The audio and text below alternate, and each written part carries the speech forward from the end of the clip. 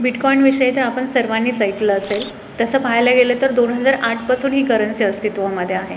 याची सुरुवात Satoshi Nakamoto या व्यक्तीने केली. 2008 पासून जरी ही करन्सी अस्तित्वामध्ये असली तरी 2020मध्ये ही करन्सी आपल्याला करंटमध्ये पाहायला मिळते.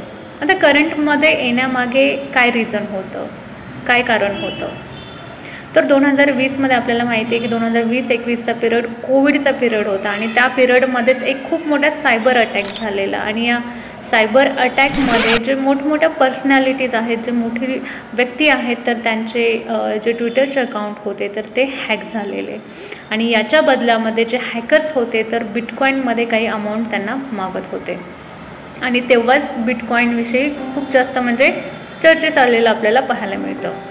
तर बिटकॉईन काय आहे, तर बिटकॉईन ही एक क्रिप्टो करन्सी आहे, डिजिटल करन्सी आहे, व्हर्च्युअल करन्सी आहे, क्रिप्टो करन्सी आहे. जसं आपल्याला कॅश पाहायला मिळते, कॅश काय आहे, फिजिकल करन्सी आहे, बरोबर ना. त्याच्या उलट बिटकॉईन काय आहे, व्हर्च्युअल करन्सी आहे. ते कॅशच्या फॉर्ममध्ये किंवा फिजिकल फॉर्ममध्ये तुम्हाला ही करन्सी आढळत नाही.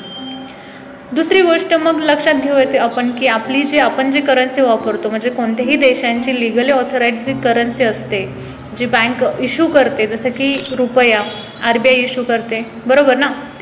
तर त्याचप्रमाणे युरोपमध्ये युरो आहे, अमेरिकेचे डॉलर आहे, समजा पॉन्ड असेल किंवा येन असेल, युऑन असेल, तर ह्या प्रत्येक देशाच्या त्यांच्या करन्सी आहेत ज्या लिगली ऑथराइज आहेत, बरोबर.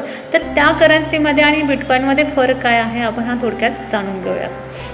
तर लक्षात घ्या, बिटकॉईन हे लिगल टेंडर नाही आहे. लिगल टेंडर नाही आहे म्हणजे काय, तर याला लिगली किंवा कायद्याद्वारे याला ऑथेंटिकेशन मिळत नाही किंवा कायद्याद्वारे याला मान्यता नाही कोणत्याही देशामध्ये. याच्याच उलट तुमचा रुपया असेल, डॉलर असेल, युरो असेल, तर याला काय आहे, तर कायद्याद्वारे मान्यता आहे. ठीक आहे, तर हा एक पहिला फरक आहे. म्हणजेच काय, तर बिटकॉईन हे लिगल टेंडर नाही, कायद्याद्वारे त्याला मान्यता नाही.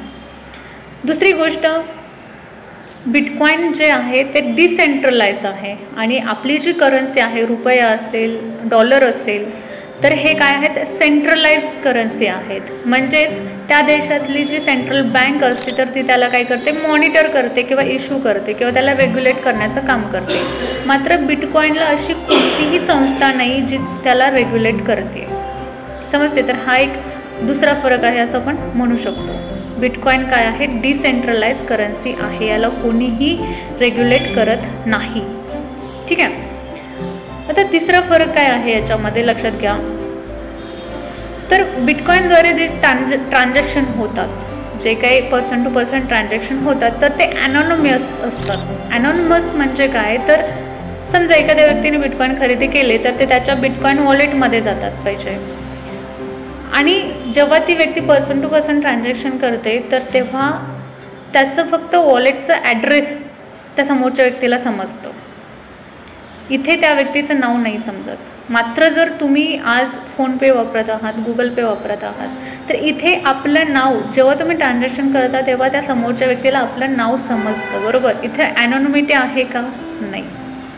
इथे प्रायव्हसीचा कन्सर्न येतो. ठीक आहे. तर थोडक्यात आपण म्हणू शकतो की बिटकॉईनचे जे ट्रान्झॅक्शन होतात तर तिथे ॲनॉनिमिटी आहे, तुमचे प्रायव्हसीही जपली जाते, थोडक्यात असं आपण म्हणू शकतो. ठीक आहे.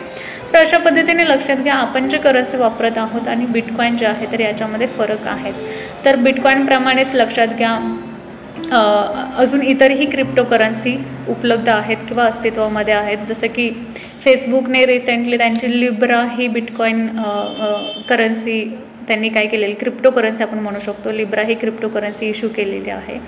तर त्याचप्रमाणे RBI सुद्धा हा प्रयत्न करत आहे. लक्षात घ्या, बिटकॉईनचा दिवसेंदिवस वापर हा वाढत चाललेला आहे. म्हणून RBI सुद्धा हा विचार करते की आपण डिजिटल रुपया म्हणजे बिटकॉईनप्रमाणेच काम करेल, मात्र तो काय असेल की सेंट्रलाइज असेल, ज्याला RBI रेग्युलेट करेल. तर असा डिजिटल रुपया घेऊन आणण्याच्या विचारात आहे.